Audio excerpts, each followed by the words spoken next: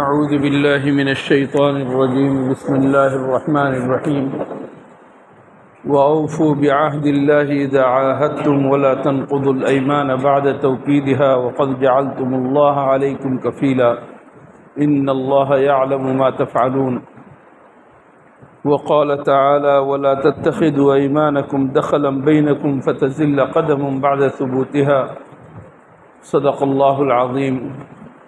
اللہ تعالیٰ نے ہماری فلاح کے لیے، ہماری کامیابی کے لیے بہت ساری ہدایات قرآن کریم میں دی ہیں۔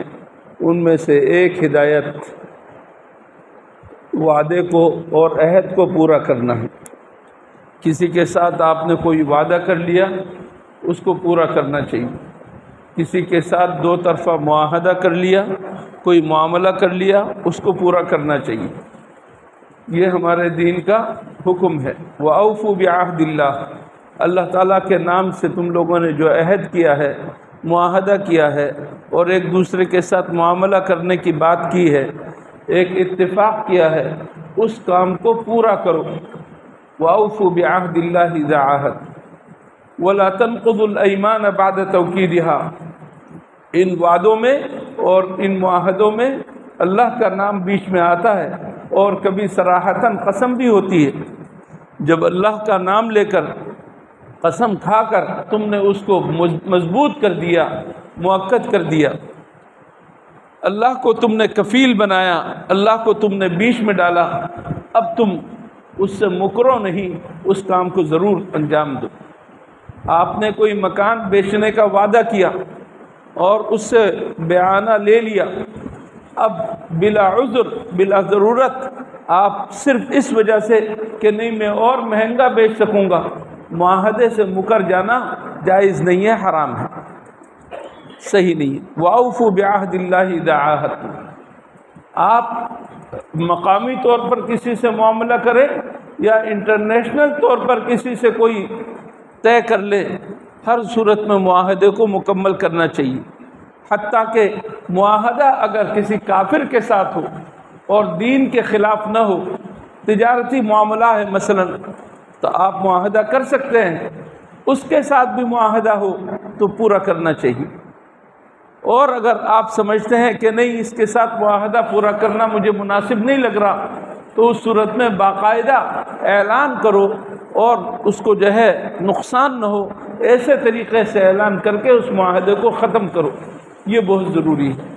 حضور اکرم صلی اللہ علیہ وسلم نے مشرکوں کے ساتھ اور کافروں کے ساتھ بھی معاہدے کیے، اور آپ نے ان معاہدوں کو اپنی طرف سے پورا کیا۔ ان کی طرف سے گڑبڑ ہوئی، لیکن حضور صلی اللہ علیہ وسلم نے کبھی بھی معاہدے کے خلاف ورزی نہیں۔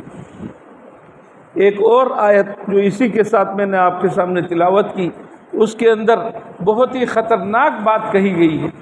وَلَا تَتَّخِذُوا أَيْمَانَكُمْ دَخَلًا بَيْنَكُمْ، تم اللہ کی قسم کو، حلف کو، یمین کو آپس میں بہانہ بازی اور دھوکہ دینے کے لیے استعمال مت کرو۔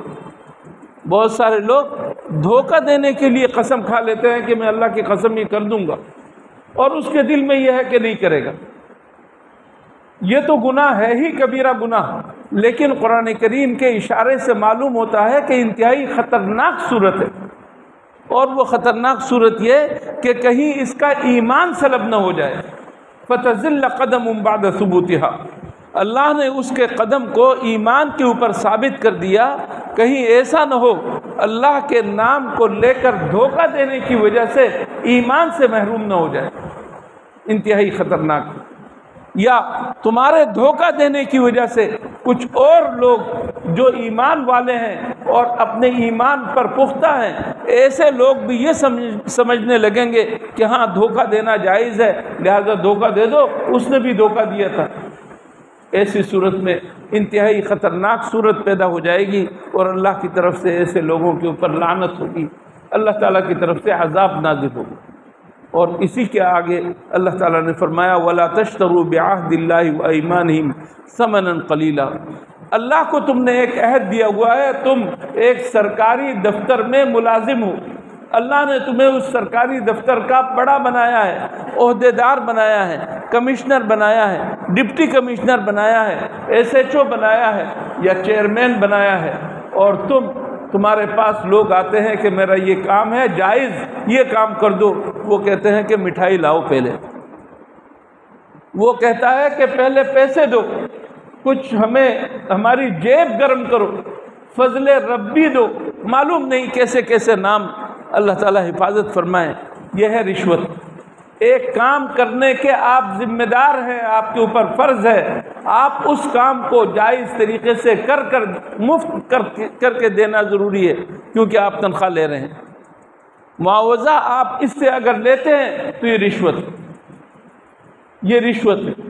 کسٹم میں آپ ہیں، آپ کے سامنے سے غلط مال آیا اور اس کے اوپر ڈیوٹی لگنی ہے، آپ اس کو صرف اس وجہ سے چھوڑ دیتے ہیں، اپنے فرض کو انجام نہیں دیتے کہ اس نے تمہاری جیب گرم کر دی۔ رشوت خطرناک ہے، دونوں جہنم میں جائیں گے، ناجائز رشوت دینے والا اور ناجائز رشوت لینے والا، دونوں کے دونوں جہنم میں جائیں گے۔ اللہ تعالیٰ ہم سب کی حفاظت فرمائے۔